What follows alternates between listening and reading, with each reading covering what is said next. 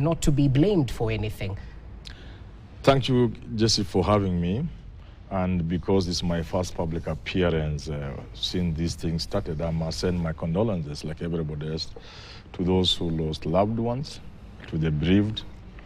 They should take comfort and consolation in the knowledge that we will all die.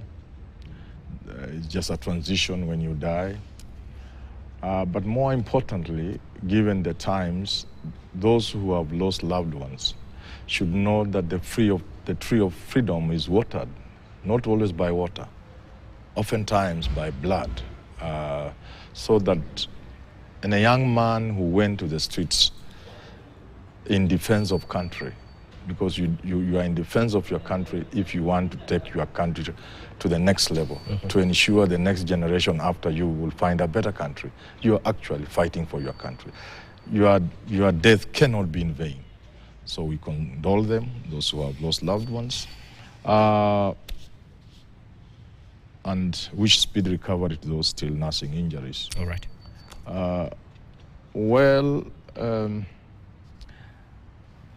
Corruption is a difficult thing to deal with. It's not a Kenyan problem. It's a global problem. It takes various forms. I always say that what we have in this country, we are lucky. We don't have corruption in this country at all. And that's why we don't even need EACC. We don't have corruption at all. We are very lucky. We haven't reached there. Because corruption is sophisticated. What we have is raw theft. Raw theft. You can't call that corruption. You don't need an anti-corruption. All these people who steal our money here, you just need a police constable to arrest them and a recent law graduate to prosecute them, and they go to jail. So we are lucky we don't have corruption. We have just theft. That's why all it will take is an individual like Philip Kisia to go to State House. I keep saying this, and people sometimes, there are those who think I'm joking. I tell them, if I'm elected president and I'm sworn in on that Tuesday, whatever date is, I'll call you media for breakfast on the following day, on Wednesday. And from that day, Jesse, nobody will touch Kenyan money, not 1 shilling, because they will know. It starts just at the top. So I am not convinced there is anybody in this country, from Jomo Kenyatta, Daniel Arap Moi, Mwai Kibaki, Uhuru Kenyatta, and Karen, who really are committed to the fight against corruption.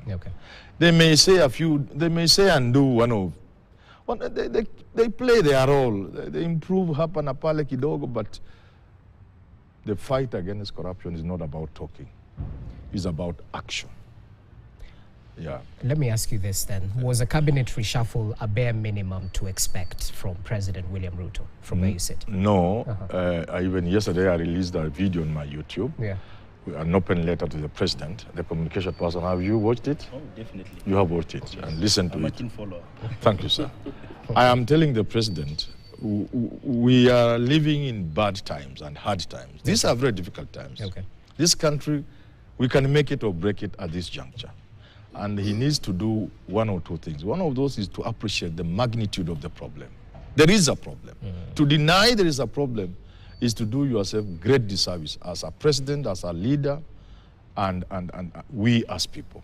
The second thing is to stop being clever and to stop playing games. This is not time to be clever. To be clever by doing all these things I found you talking when I entered here. Oh, River Road, you send boys there with boys. No, those are games, and there is no time for that.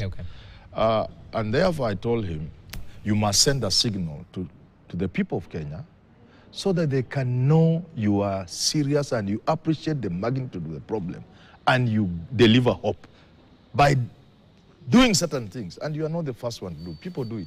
When a government is in this kind of situation, you dissolve government. You reorganize government.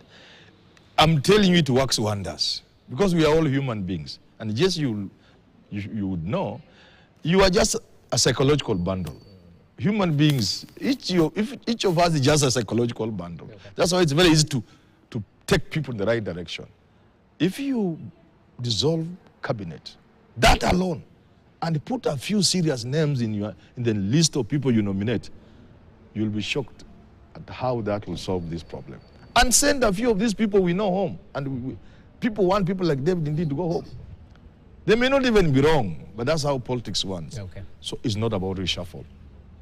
It's about dissolving cabinet and appointing new faces. Interesting. Kisia, we have to take a break, but I saw a tweet you put out there in terms of giving President